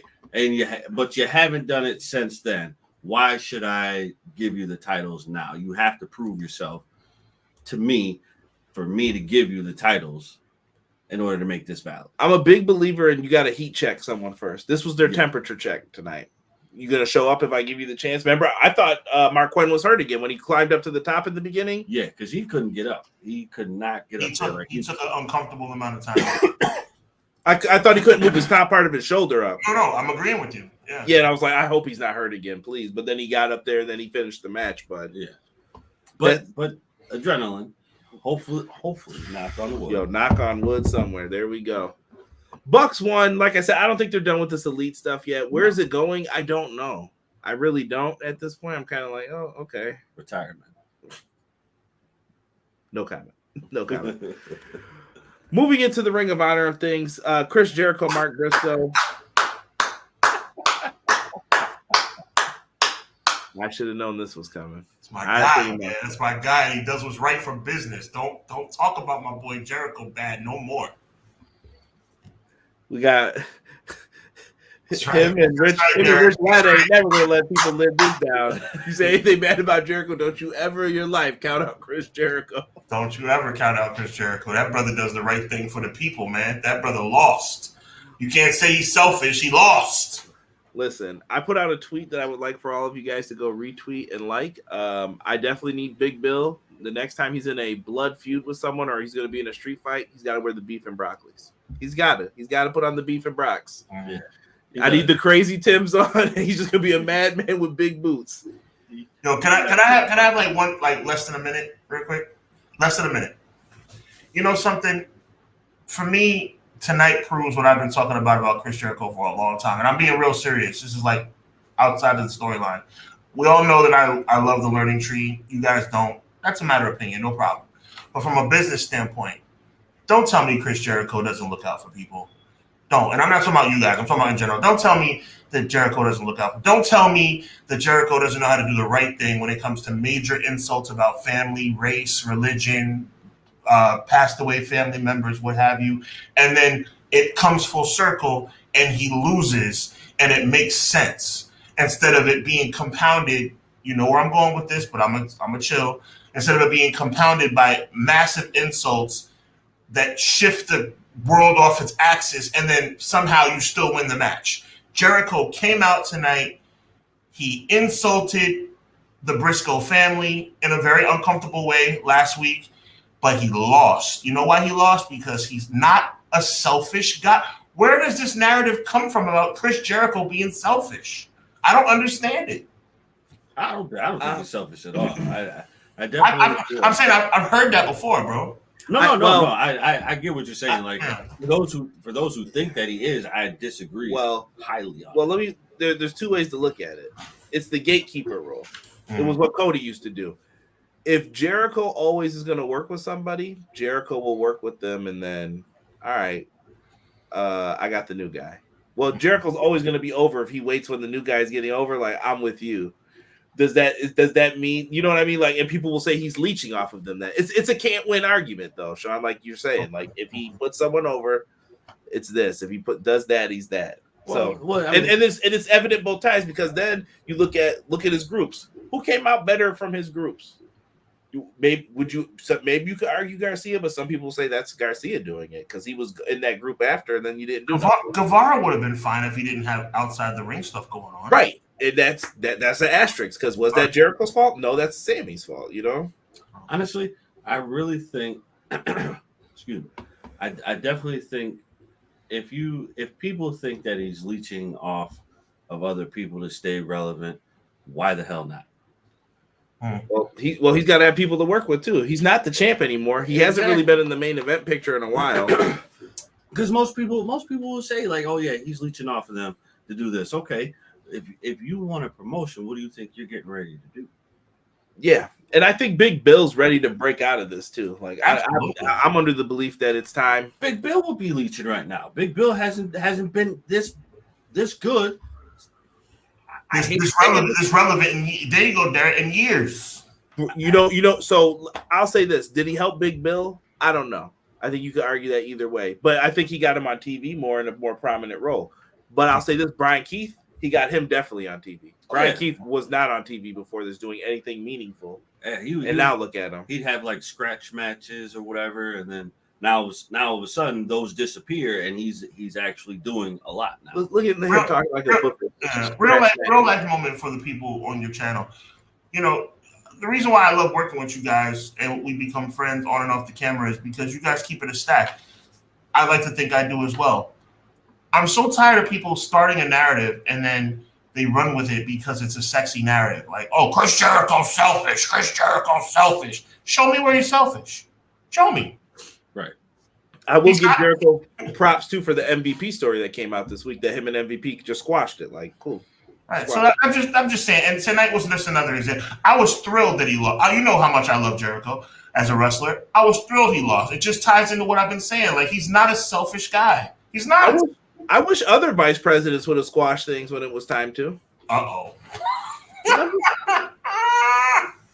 I could have been talking about Kodak. You don't know what I'm talking about. There's lots of companies with vice presidents. But, you know, you win some, you lose some. I wish I still had that graphic of Punk and Omega. So, moving on here. What about this Orange Cassidy Jerry Lynn thing? Do you guys feel that? I want to get into that for like 2 seconds. Is that a push towards Orange Cassidy in the main event now? Like Jerry Lynn saying, yo, time to be serious. You're really good. Like, I'm telling you. They put it on camera. I think it is. I think the fact that he's telling Orange to be something that he hasn't been this whole time that he's been here. And probably something that he hasn't been ever. Mm-hmm. Let's see the other side. I know the other side of you. You just haven't shown it. But I know it's there. I've seen it, but you haven't shown it. So now I need you to show it. And honestly, I really think he actually displayed that tonight in this match. That's what I'm saying. And in the end. He went no accident where the camera was placed at the end of that night. No mistake. Yes. I agree with both of you. I agree. Yeah, okay, forget it. I was gonna address it at the end. Orange Cassidy is always wearing a white shirt. We went from white to black. His music changed back too. The music has changed. The hair seems longer and a lot more out of place. Honestly, you could tell he's one of TK's favorites. Like, I'm not even trying to be funny. Like, TK's like, oh yeah, no, this dude's great. Honestly, like, okay, forget the kid's gimmick, bro. Stop it. Oh, he's the laziest, he's the slothiest kid wrestler out there. Okay, when he wrestles, do you feel the same? There you go. Come on, Derek. Talk to the people. Do you feel the same? Like, I hate when people say, "Oh, he does this, he doesn't do this. He's so lazy." Okay, where are you at when he actually starts wrestling? Sitting in the corner, twiddling your thumbs. Clown noticed he had 3 different wardrobe changes tonight with Lynn black shirt, Briscoe match white shirt, end of the night back to black. Yeah. Peep the game. More on that momentarily, guys. Next pay-per-view is going to be Saturday, November 23rd. We get full gear. It's going to be Newark, New Jersey. So, once again, AEW and WWE sandwich Thanksgiving. Yes. Oh, God. Bro, your sandwich Thanksgiving, you put all that there. Then we got football. There you go, Derek. See, that's where I was going, brother. What a week that's going to be. Not enough for me, baby. Let's go. I love it. Yeah, that's too much. Hold on. Relax. Boys ain't even going to be ready to hit December 1st. We're talking about, oh, man, hold on. Just a couple weeks removed from my Mets winning the World Series. Listen, I know you like the Dodgers. we might have to talk about that off air, bro. We might have to talk about that. I'm fired up about it, brother. Bryan Danielson, Jon Moxley, main event. I'm not going to get too deep into every single thing that happens in this match, but Tony Khan said it's the final countdown. We playing that theme. I'm going to get full use of that theme tonight. They play it coming down to the ring, and they do the attack, and this theme plays for at least 3 minutes of the show. I had to. Not mad at it. And Marina Shafir was out here constantly interfering in this match, trying to help out. We get lots of running knees for close 3 counts, but it didn't happen. And then we get a Death Rider on the concrete, or excuse me, I meant close 2 counts. Death Rider, it's almost 2 a.m. here. Cut me some slack. Death Rider on the concrete, Gotch style pile driver, and then the Bulldogs sleeper choke here by Moxley. They just call for the match. Some people said weak ending. I don't know. I thought people were trying to like pick this apart. This is where I was like, well, guys, from the last pay-per-view, what do you want them to do that would be more? Like, what more can they do? Exactly. Yeah, at this point in time, like I get it. I didn't like the ending, but at the same time, I'm like, yeah, there's not a lot more that you can do with this. It was where it was. Post-match, there's like a little bit of a beatdown. They're trying to help out. Here come Claudio and Pac. Everybody's running out, and then who comes to make the save? Darby Allin, hometown hero, and Wheeler Yuta. Yuta turns on him instantly, knees him, and then they pull out the plastic bag gimmick again. And this time they have Yuta do it. This time, very clearly, you saw what Bryan did. Very clearly, there was air to right. Yeah. So they definitely did all of that. Yuta turns and joins them, which is probably best for Yuta for now. Yeah. If Danielson's not going to be there, I mean, like, oh, okay, well, what are you fighting the good fight about, Captain Planet? You know, that's what I always call it. Like, okay, what's the issue now? So fine, but so they had Private Party try to come out. Took a whomping.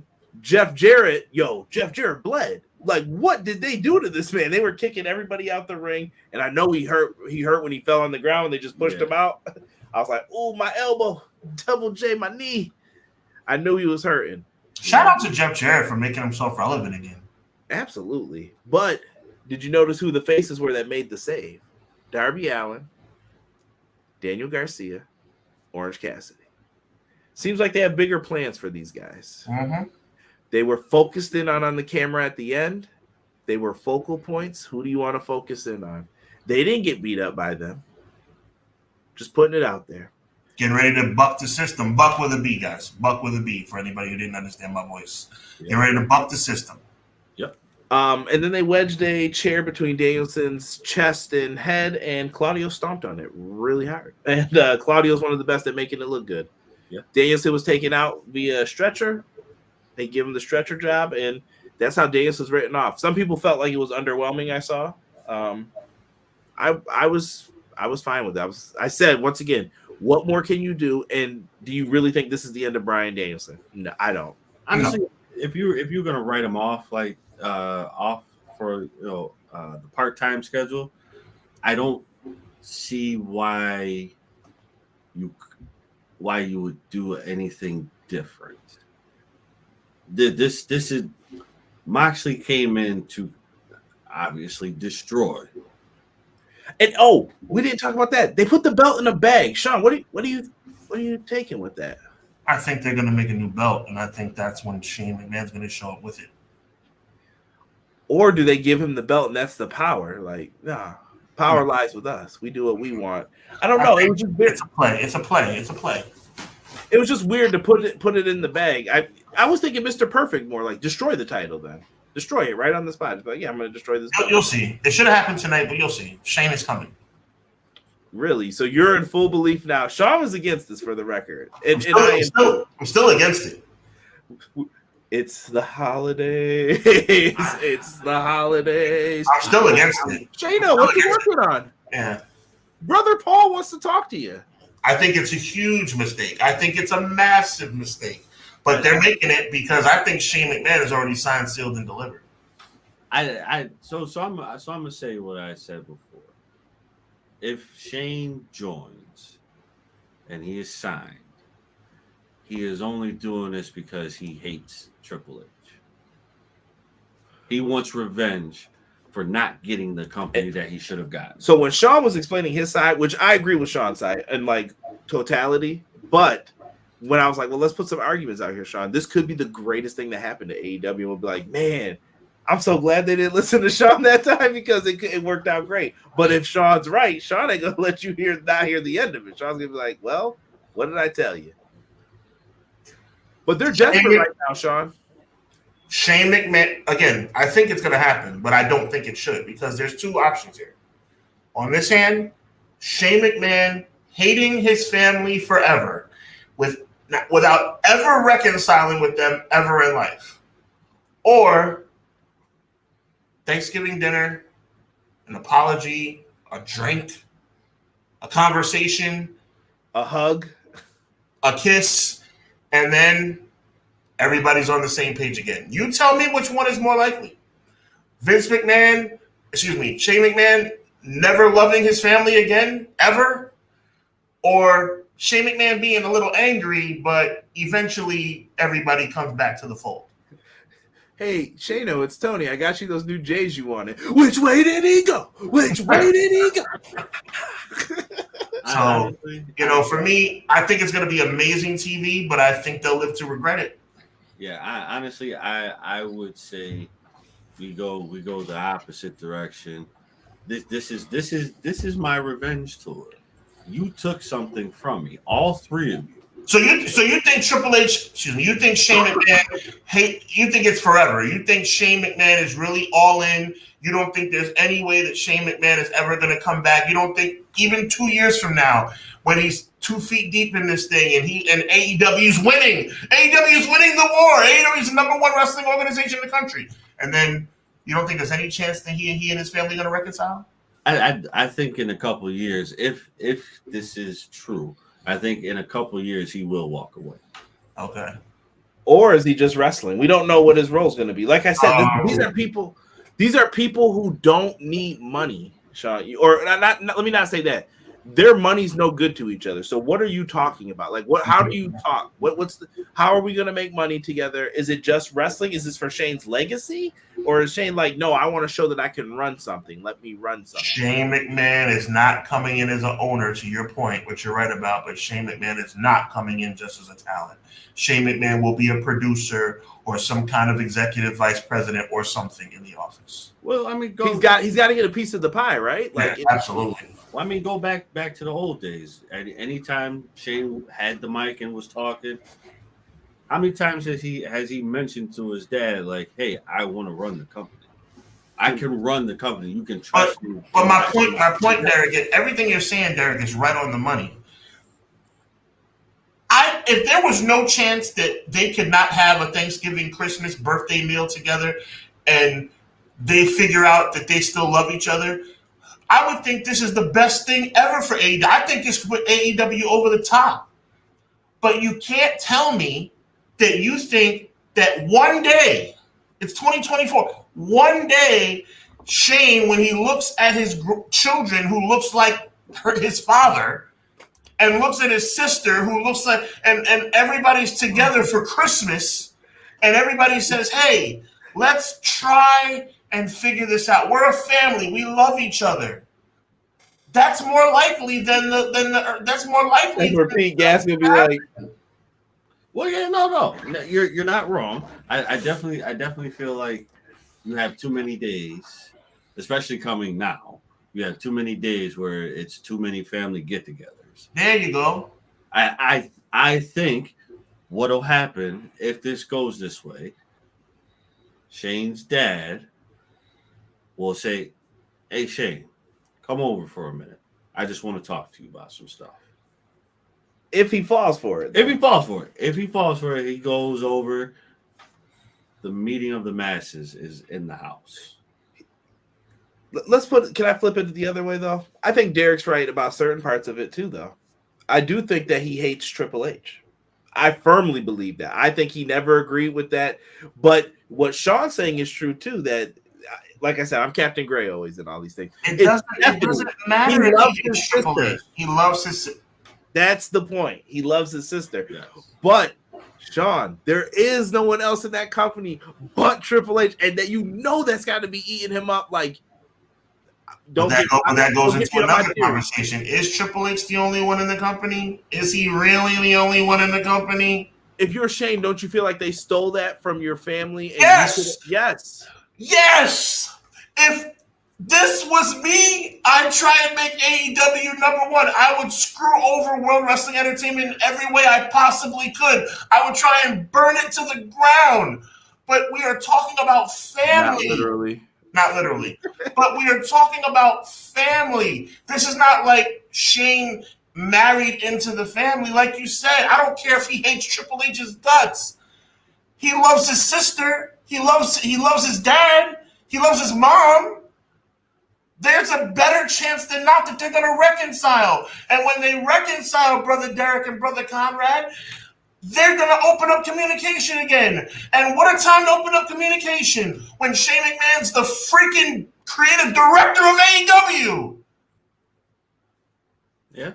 Like I said, this would be the revenge tour. But if Tony is smart, he will structure the contract a certain way where this is a fail-safe. Now there you go. You gotta put some stuff in writing to protect yourself. You're 100% right. Just like everyone's saying that Warner Brothers Discovery owns a piece of it. Well, did you guys see what got revealed in a recent court document with the lawsuit with Kevin Kelly and the boys?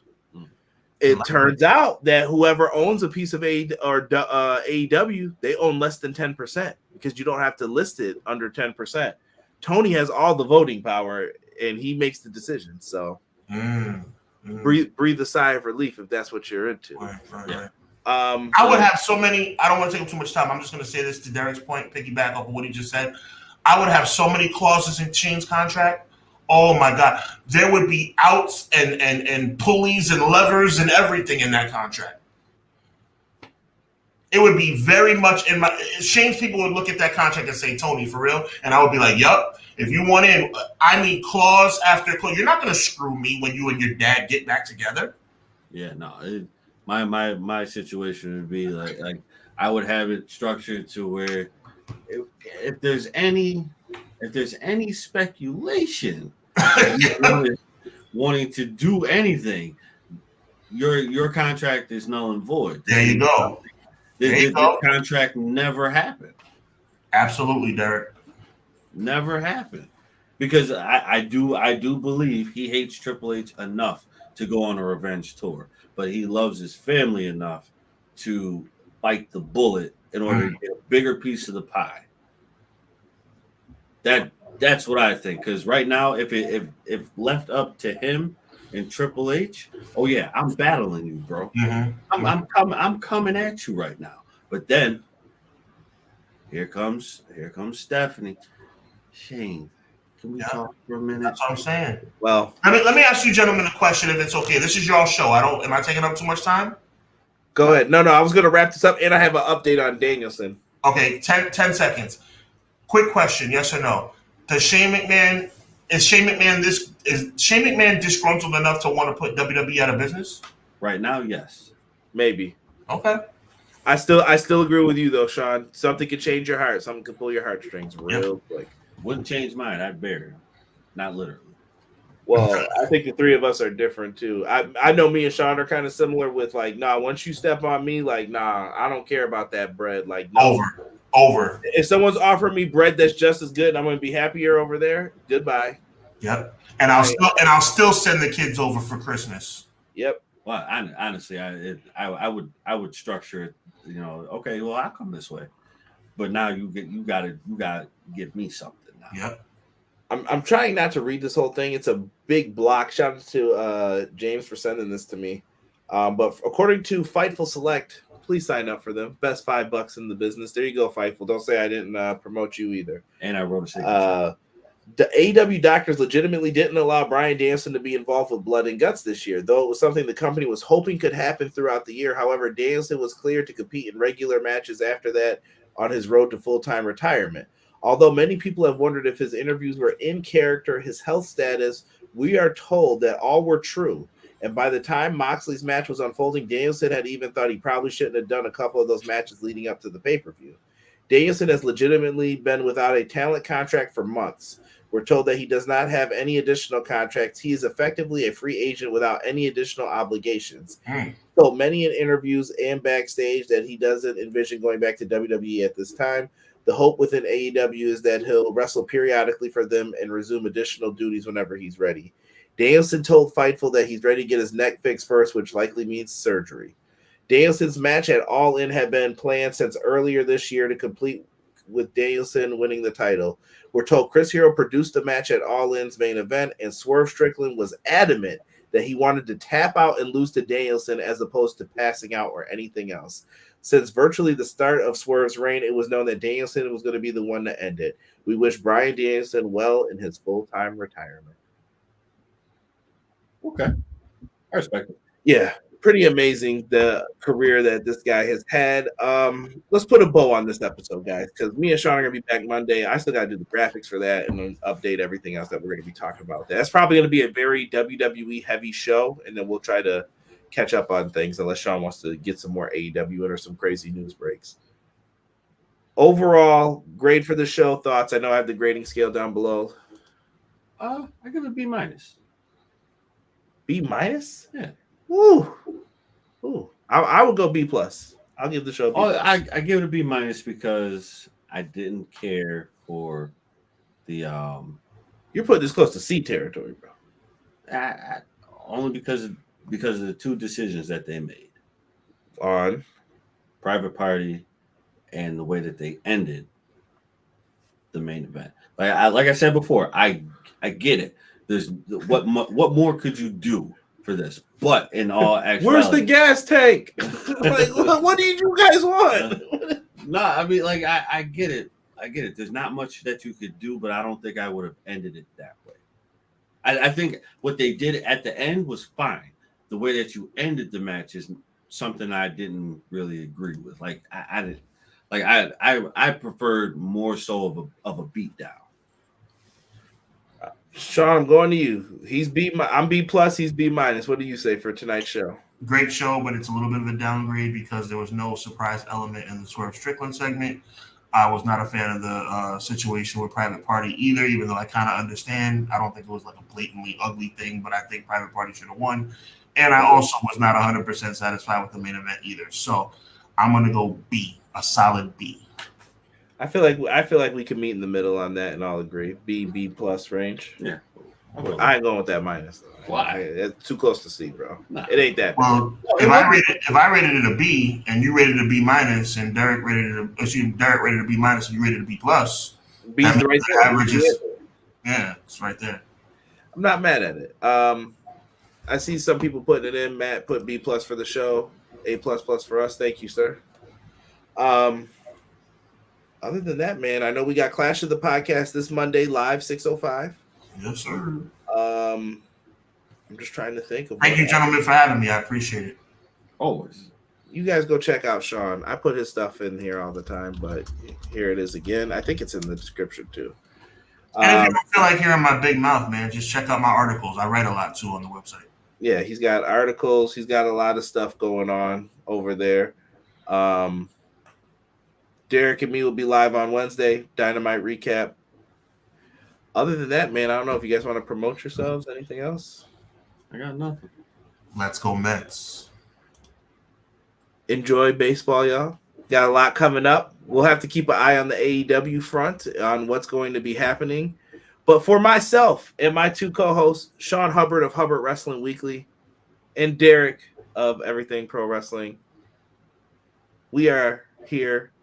We are loving the reviews and we are loving pro wrestling. Make sure you guys stick with us and tell a friend about us. Leave us some comments down below after this, and we are out for this episode. 1.